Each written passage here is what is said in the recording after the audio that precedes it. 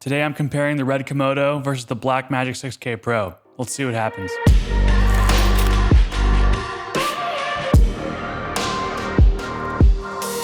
So a lot of you know that I have been using the Blackmagic 6K Pro for the better part of like a year and a half now, and that was my first cinema camera, if you will.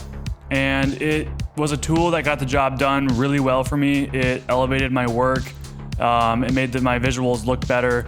Everything I kind of wanted out of it, I got out of it. And then things were going really well, and I had the funds to buy a Red Komodo, which I did, and purchased that tool, which is what it is. It's just a tool for what I wanted to grow into, and I seized the opportunity to get it. All cameras are tools that you should use for whatever needs you have, right? There's not one camera that's perfect for everyone. So with that going into this, let's compare these two cameras and see which one comes out on top. But what I'm most interested in is to see if you guys can tell the difference between the two cameras just by looking at a clip from each, which we're gonna do a blind test at the end of this video, so stick around for that. All right, so to kick this off, I'm just gonna go through the pros and cons of each and what is better on the Red or better on the Blackmagic. And this is not scientific at all. That's not the kind of guy I am, especially if you've watched my stuff. I just kind of give opinions about it, and it's more about how you use it anyway. I don't really get into all that nitty gritty like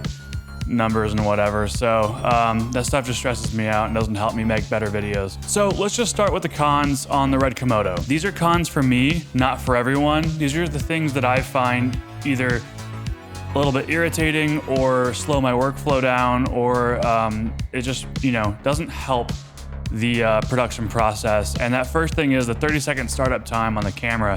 So when I purchased this camera, I was extremely worried about that, thinking 30 seconds for a camera to turn on and just be ready to use is a long time if you think about it. I mean, count to 30 right now, and 10 seconds in, you're gonna be like, holy crap, like that took forever. So most of the time on set, you have 30 seconds and you can kind of anticipate when you're gonna roll.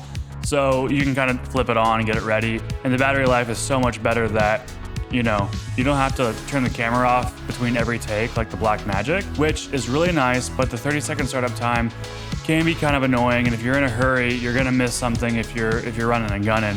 It's not really a running gun camera, so you should be okay, but that is something to think about when you're choosing your tool, right? So the next thing for the Red Komodo is that you have to set your black point. This didn't seem like it was gonna be a problem, and it hasn't been really, but in the Red Komodo and most higher end cinema cameras, when there is a temperature change, like a physical temperature change in your environment, you have to run the camera at that temperature for 5-10 minutes and then put the cap on the sensor on the camera, so that way no light can get to the sensor. And you have to go in the menu and set the black point is what it's called. And so this just ensures that you don't have a lot of grain and noise in your shadows, and it keeps it really clean. Yeah, so that's another like time, constraint with the Red Komodo that is pretty frustrating, but it ensures you have a good image. If you plan ahead, which you should be, you'll be fine. But again, it's a small con for me. So the third negative for this camera is the SDI port on the back. So SDI is awesome. I love it. It's the first time I'm really utilizing it for real. Especially with something I own. And the only thing that gets me is that you can blow your SDI port on the Red Komodo if you don't plug it in a certain sequence. So basically, if you don't turn the camera on and then plug it into the SDI port, it could blow your SDI port and ruin the SDI, which means you just can't really effectively use your $6,000 camera you just bought. That's a little bit ridiculous to me. If I'm buying something like that, there should be safeguards in the camera to where there is no power surge problems that are gonna blow your ports. That is something that's a little bit frustrating to me, is that I constantly am having to, ensure that I take the SDI out in a certain order, or else I'm gonna blow my port and ruin my whole entire camera. So that's a bit ridiculous. I think that's my biggest pet peeve so far, is constantly unplugging that. It'd be nice to leave everything plugged in, flip it on and off at will, and just move on, I don't know, it's a little annoying to me. So, all right, now that I've poo-pooed all over the Red Komodo, let's get into the Blackmagic 6K Pro and talk about what I don't like about that camera. The first con for me is what everyone else complains about, it's the battery life. one of the main reasons I switched to Red Komodo. It's bad, guys. I thought I could deal with it if I just bought a ton of batteries and I kept swapping them. I have like 6 batteries for it, and they each last 15 to 20 minutes. Yeah, and that's if I'm lucky. Some of the off-brand batteries I bought to save money don't hold the charge and don't last as long as maybe some other brands. And I can get 10 minutes out of one battery where it says it's full battery and then the next minute it's dead.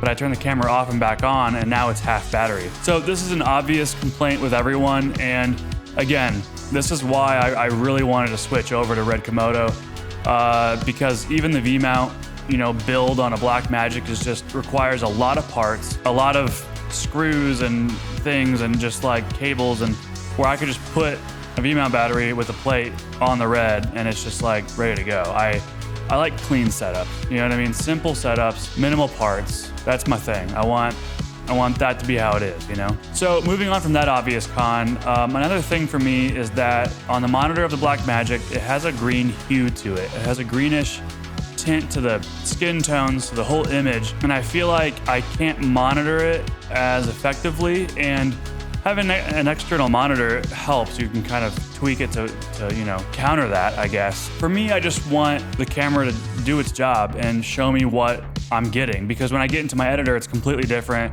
Luckily, I shoot in RAW, I can do whatever I want, but it's pretty frustrating when the image looks like crap on the monitor or on the LCD screen on the back of the camera and doesn't give me an accurate representation of the image I'm getting. So the last and biggest concern I have with the Blackmagic is that one time it didn't turn on for 3 days. And I almost sent it in, but I didn't.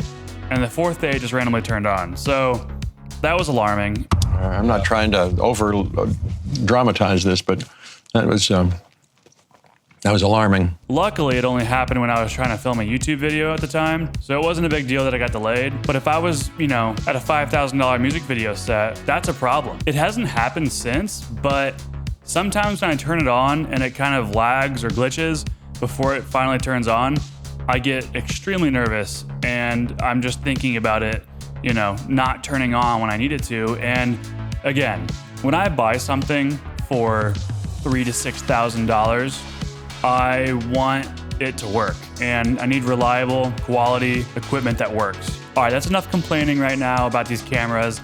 Let's get into what you came here for, to compare the images of the Blackmagic 6K Pro and the Red Komodo. But before we get into that, quick word from our sponsor. All right, guys, quick break to talk about sponsor of this video, Cuts Clothing. As you know, Valentine's Day is coming up. That's why I have my beautiful wife here.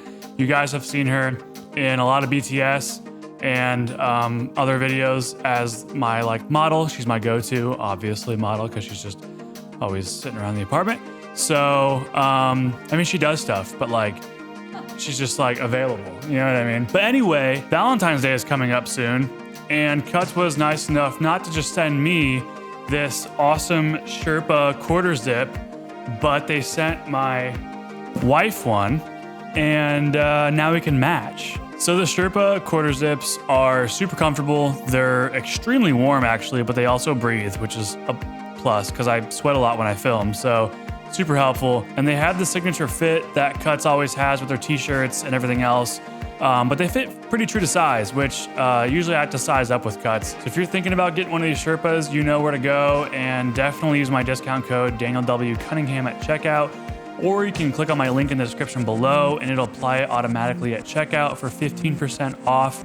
It helps me out, helps the channel out, and you get some dope clothes and maybe a Sherpa. So now that we have matching Sherpas, let's get back to the video and see this side-by-side comparison of the Red versus the Blackmagic. All right, so I went out and filmed the same scene with the Red Komodo and then the Blackmagic 6K Pro with the same lens.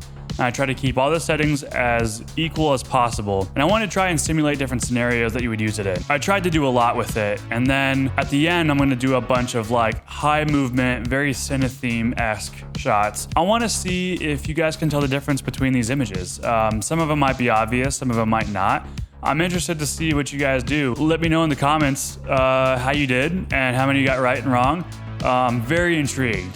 Please let me know down below, guys. And I also try to color grade it to be as equal as possible. So tweaking a little bit of colors to make it a little bit harder to tell the difference, right? But as far as image quality goes and just the natural look these cameras kind of have, I want to see if it's an obvious difference or not, or if you can kind of spot the nuance, the little nuanced differences. So let's get into the quiz. Good luck.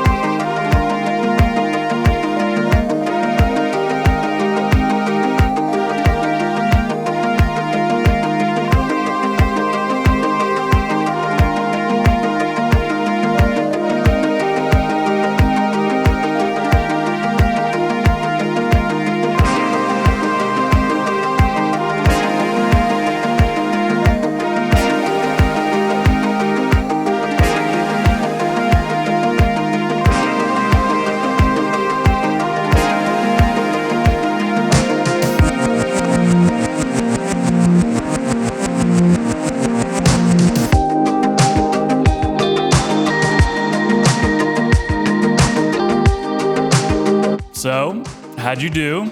Let me know in the comments below, please. Very curious. This is a little bit of a, fun test for me as well, and I've had a lot of fun making it.